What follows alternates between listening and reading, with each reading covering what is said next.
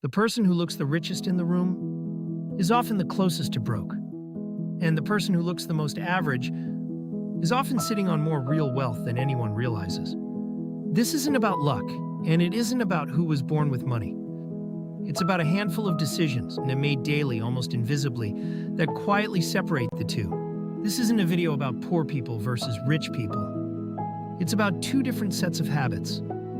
Habits that anyone can learn, and habits that anyone, regardless of income, can accidentally fall into. In fact, some of the highest earners follow the broke pattern without ever going broke on paper.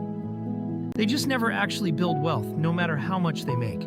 Spending to look wealthy versus building quietly. One pattern spends money to signal wealth. The newest phone, a car that stretches the budget, a lifestyle that looks impressive on social media. The other pattern spends far less on appearance and quietly redirects that money into things that grow. The uncomfortable truth: the appearance of wealth and actual wealth are often inversely related. Because every dollar spent signaling status is a dollar that stopped compounding. Look at your last 5 significant purchases. How many were chosen because of what they'd grow into versus what they'd look like to other people? Pay yourself first versus spend first, save what's left. One pattern treats saving and investing as the very first thing that happens when money arrives. Before rent, before groceries, before anything else. The other treats it as whatever happens to be left over at the end of the month, which is often nothing. This single ordering, first versus last, is one of the most consistent differences between people who build wealth over time and people who never quite get started, regardless of how much they earn.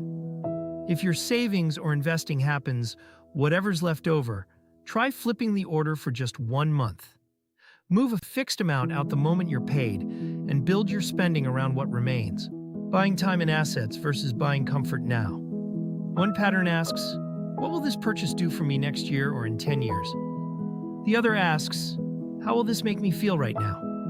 Neither feeling is wrong to want, but only one of those questions builds anything that lasts. This isn't about never enjoying your money.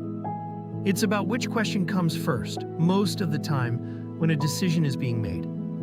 Before your next non-essential purchase, ask both questions out loud. If the honest answer to, what will this do for me in 10 years, is nothing, that's not automatically a reason to skip it. Just a reason to be aware of the trade-off you're making. Calculated risk versus all or nothing risk. People who build lasting wealth tend to take risk deliberately. Sized appropriately, researched, with room to recover if it doesn't work out. The opposite pattern tends to swing between two extremes. Either avoiding all risk out of fear, staying stuck exactly where they are, or taking reckless risk out of desperation, hoping for a single lucky break. Both extremes come from the same root. Not having a real plan, only a reaction. Look at your last risky financial decision, or your last refusal to take any risk at all. Was it part of a plan, or a reaction to fear or frustration? None of this is about where you started, how much you currently earn, or luck. It's about 4 small, repeatable decisions, made daily, almost invisibly, that compound in one direction or the other over years. The good news is that all 4 are learnable starting today, regardless of which pattern you've been following until now. Subscribe for more.